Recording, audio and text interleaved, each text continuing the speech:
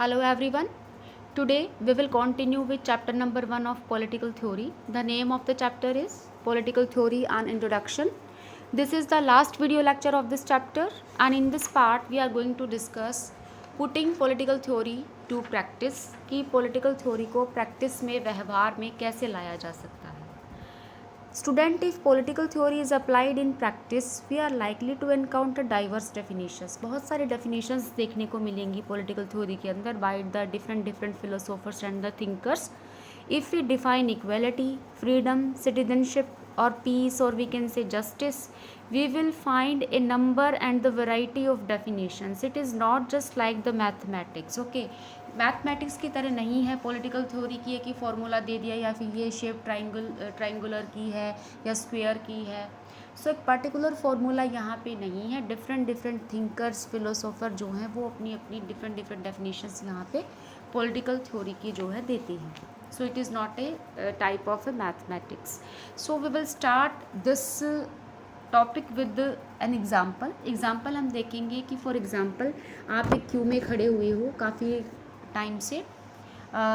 People often jump the Q in shops, doctors waiting rooms और the government offices.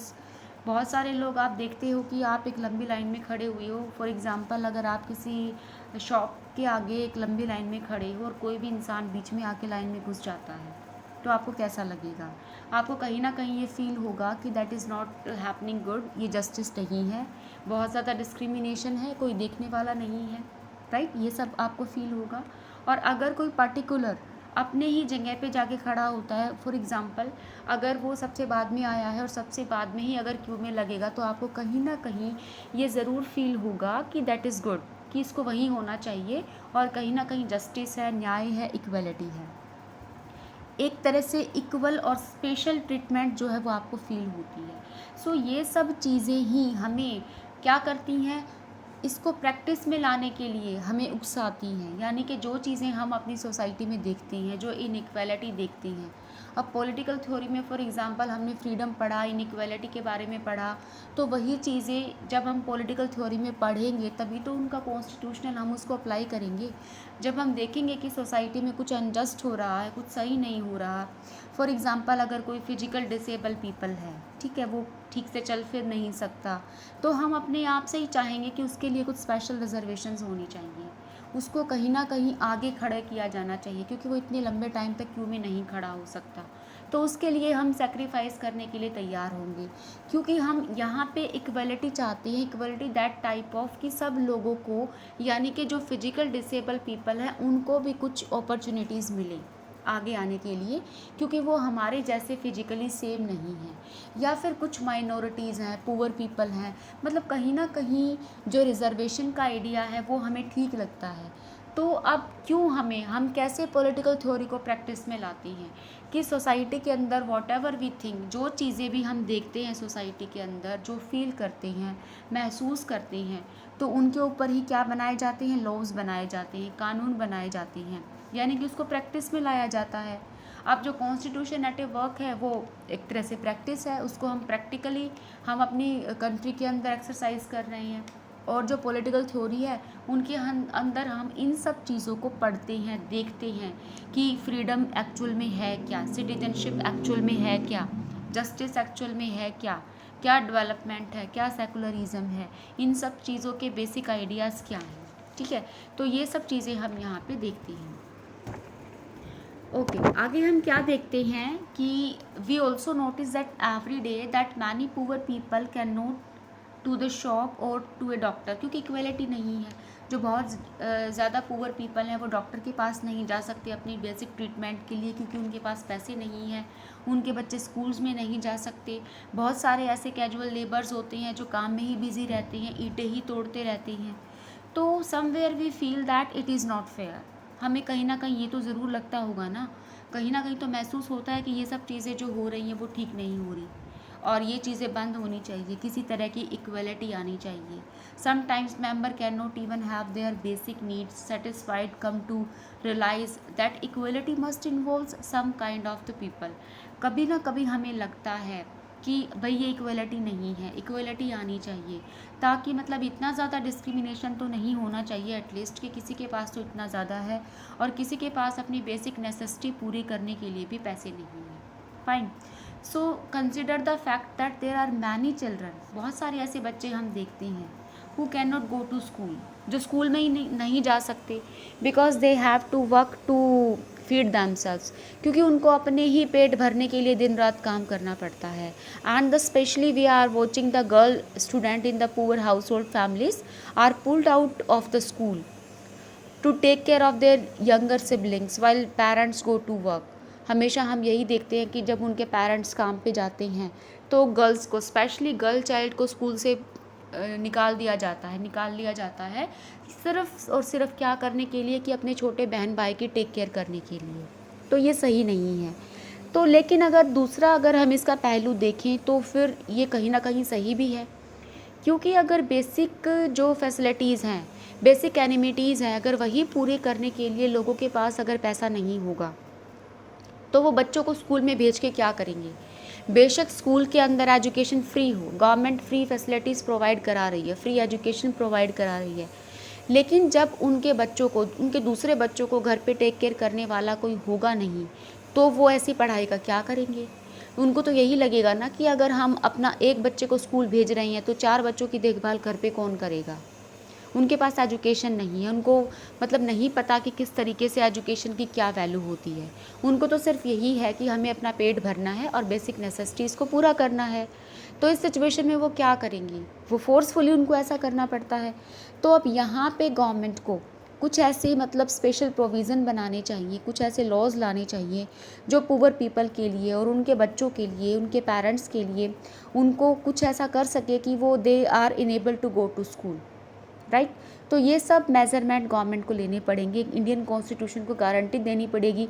हालांकि guarantee दे दी है कि free to right to primary education, लेकिन इस चीज़ का फ़ायदा तब है ना, तब लोगों के पास गरीबी कुछ कम होगी, राइट। उनके पास इतनी एजुकेशन हो कि उनको एजुकेशन की वैल्यू का पता हो और वो अपने बच्चों को स्कूल भेज सके। तो ये चीज़ जो है वो तभी पॉसिबल हो पाएगी। ओके, आगे हम क्या देखते हैं कि we are watching that equal opportunities we suffer from some disability we want special provision. अब हम यहाँ पे चाहते हैं कि कुछ स्पेशल प्रोविज़न ऐसे बच्चों के लिए होना चाहिए, ऐसे पीपल के होना चाहिए जो स्पेशल डिसेबल है, जो हैंडीकैप्ड हैं, जो हमारे जैसे नहीं हैं, उनके लिए भी गवर्नमेंट। अब ये चीज़ें हम कहाँ देखते हैं, हम सोसाइटी में देखते हैं, इक्वलिटी के बारे में पॉलिटिकल थ्योरी में पढ़ते हैं, तभी तो हम उसको प्रैक्टिस में लाते हैं, तभी तो हम उसको लॉ बनते हैं। तो इसके पीछे का बेसिक आपको लॉजिक समझना है कि कुछ ऐसे होना चाहिए कि डिस्ट्रीब्यूशन ऑफ रिसोर्सेज प्रॉपर हो। ये नहीं है कि रिसोर्सेज को एक जना तो इतने ज़्यादा यूज़ कर रहा है कि 1% इतने रिच पीपल हैं जो 50% रिसोर्सेज को यूज़ कर रहे हैं, या 1% rich people in our society, और बाकी 99% बाकी बचे हुए 50% को यूज़ कर रहे हैं। तो इतना अनइक्वल डिस्ट्रीब्यूशन ऑफ रिसोर्सेज नहीं होना चाहिए। उनको प्रॉपर जॉब अपॉर्चुनिटी मिलनी चाहिए, और स्पेशली जो हॉस्पिटल्स होते हैं वो सब्सिडाइड हॉस्पिटल होने चाहिए। अब सब्सिडाइड हॉस्पिटल होने का ये मतलब नहीं है कि जो लोग सक्षम हैं या जिनके पास हॉस्पिटल में जाने के पैसे हैं वो भी कुछ जुगाड़ करके, कुछ इधर उधर तिकड़मबाजी करके वहाँ पे फ्री में जाने की कोशिश करें। उनको ये चीज़ ध्यान रखनी चाहिए कि जो सब्सिडाइड हॉस्पिटल हैं वो उन स्पेशल लोगों के लिए है जिनके पास पैसे नहीं हैं, जो बिल्कुल पुअर पीपल हैं, जो बिल्कुल गरीब हैं, आपके लिए नहीं हैं। तो ये कॉमन पीपल को भी ये चीज़ सोचनी चाहिए। तो पॉलिटिकल थ्योरी पढ़ के ही ये चीज़ें समझ में आती हैं। And this require that some people to be made responsible to ensure this fairness, government as well as the people. Okay, so the reason we have many definitions is this because the meaning of equality is dependent on the context. Political theories clarify the meaning of the political concept. इस तरीके से जो political theory है वो political concept पूरे तरीके से clear करती है। Okay, by looking at how they are understood and use in the ordinary language. When is equality of opportunities enough. हमें ये सब चीज़ें देखना चाहिए कि क्या सिर्फ अपॉर्चुनिटी दे दी, क्या वो काफ़ी है। हमने ऐलान कर दिया स्पेशल ट्रीटमेंट का, इक्वल ट्रीटमेंट का, क्या वो काफ़ी है। इन चीज़ों को प्रैक्टिस में लाना भी तो ज़रूरी है। हमने ऐलान कर दिया कि गरीब बच्चों को मिड डे मील दिया जाएगा या गरीब बच्चों को स्कूल्स में फ्री एजुकेशन दी जाएगी, तो क्या इतना कर देना काफ़ी है? इसको प्रॉपर प्रैक्टिस में लाने के लिए इसको चेकआउट भी करना पड़ेगा प्रॉपर, और इसको एक लॉ बनाना पड़ेगा, और इसकी टाइम टू टाइम इसकी चेकिंग करनी पड़ेगी, तभी ऐसा पॉसिबल हो पाएगा। तो यहाँ पे इस टॉपिक में हमने बेसिकली क्या समझा कि पॉलिटिकल थ्योरी को प्रैक्टिस में लाना बहुत ज़रूरी है। जब तक हम इसको प्रैक्टिस में नहीं लाएंगे तब तक इसको जस्ट एक रीडिंग ले लेने का या पढ़ लेने का कोई फ़ायदा नहीं है। तो इन पॉलिटिकल थ्योरी को पढ़कर ही हम इसको प्रॉपर प्रैक्टिस में ला सकते हैं। Okay, so come to the next topic now. Next topic is that why should we study the political theory. अब हम ये पढ़ेंगे कि पॉलिटिकल थ्योरी को क्यों पढ़ना चाहिए। पीछे हमने पढ़ा था कि पॉलिटिकल थ्योरी में क्या पढ़ना चाहिए। नाउ वी विल डिस्कस कि पॉलिटिकल थ्योरी के को हमें मतलब बेसिकली क्यों पढ़ना चाहिए। Why should we study the political theory? So there are various reason to study the political theory. The very first reason is that political theory is relevant for all the above target groups. For example, देखो high school के level तक, for example class 10th तक हमारे subject compulsory होती हैं। हमारा mathematics compulsory होती है, साइंस कंपलसरी होती है, हिंदी कंपलसरी होती है, राइट, सोशल साइंस कंपलसरी होती है। तो ये चीज़ें कंपलसरी क्यों रखी गई है? 6 स्टैंडर्ड से ही सब्जेक्ट का ऑप्शन क्यों नहीं शुरू हो जाता कि भाई हमें तो इसमें इंटरेस्ट है तो हम तो ये पढ़ेंगे? तो ये कंपल्शन क्यों है कि आपको क्लास 10th तक तो ये सब्जेक्ट पढ़ने ही पड़ेंगे? वो इसलिए है क्योंकि ये चीज़ें कहीं ना कहीं हमारी डे टू डे लाइफ से कनेक्टेड होती हैं। फॉर एग्ज़ाम्पल, अगर 10th क्लास तक हमने मैथमेटिक्स पढ़ा है या फिर साइंस पढ़ी है तो हमें डे टू डे लाइफ में ये चीज़ें काम आएंगी। कुछ प्रैक्टिकली चीज़ें हमें काम आती हैं, जो हमारी रेगुलर कैलकुलेशंस होती हैं उसके लिए हमारा मैथमेटिक्स हमारे काम आता है। सोशल साइंस पढ़ते हैं जो कि बहुत ज़्यादा इंपॉर्टेंट है, सोशल स्टडीज़ पढ़ना। वो हमें हमारे एनवायरनमेंट के बारे में बताती है, हमारे पॉलिटिकल सिस्टम के बारे में हमें बताती है, हमें अवेयरनेस देती है, हमारे पास्ट के बारे में हमें बताती है। तो ये सब बेसिक नॉलेज जो है हर किसी को होनी चाहिए।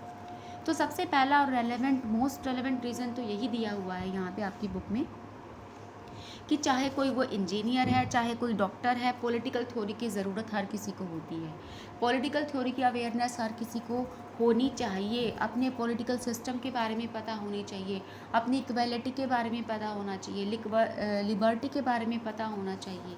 तो अगर इन सब राइट्स के बारे में, अपने कॉमन फंडामेंटल राइट्स के बारे में अगर किसी इंजीनियर और डॉक्टर को अगर नॉलेज ही नहीं है तो फिर कोई फ़ायदा नहीं है उनका इतनी बड़ी पोस्ट पे जाने का, कि उनको अपने बेसिक राइट्स ही नहीं पता। So that is why we need to study the political theory. Okay, so second reason क्या है पॉलिटिकल थ्योरी पढ़ने के पीछे? That we are all going to be citizen and title to vote. हम सारे के सारे सिटीजन जो है वो बड़े होकर वोट कास्ट करने वाले हैं और कुछ ऐसे पर्टिकुलर पॉलिटिकल इश्यूज़ पर डिस्कशन करने वाले हैं। तो this is the act of responsibility. ये एक रिस्पॉन्सिबिलिटी बनती है हमारी, and it is also helpful to have a basic knowledge of the political ideas and the institutions that shape the world to live in. हमें अगर society के बारे में प्रॉपर इन्फॉर्मेशन चाहिए, अगर हमें पर्टिकुलर पता हो, क्योंकि हमें जिसको वोट हम करने जा रहे हैं अगर हम उसके बारे में हमें नहीं पता, हमें सोसाइटी के बारे में कोई अवेयरनेस नहीं है, पॉलिटिकल सिस्टम के बारे में कोई अवेयरनेस नहीं है, तो हम वोट जो कास्ट करेंगे वो किस बेसिस पे करेंगे? तो हमें इन सब चीज़ों की नॉलेज होनी चाहिए। That is why we need to study the political theory as an active citizen. हमें सिर्फ ऑडियंस बन के नहीं बैठना है, हमें सिर्फ देखना नहीं है।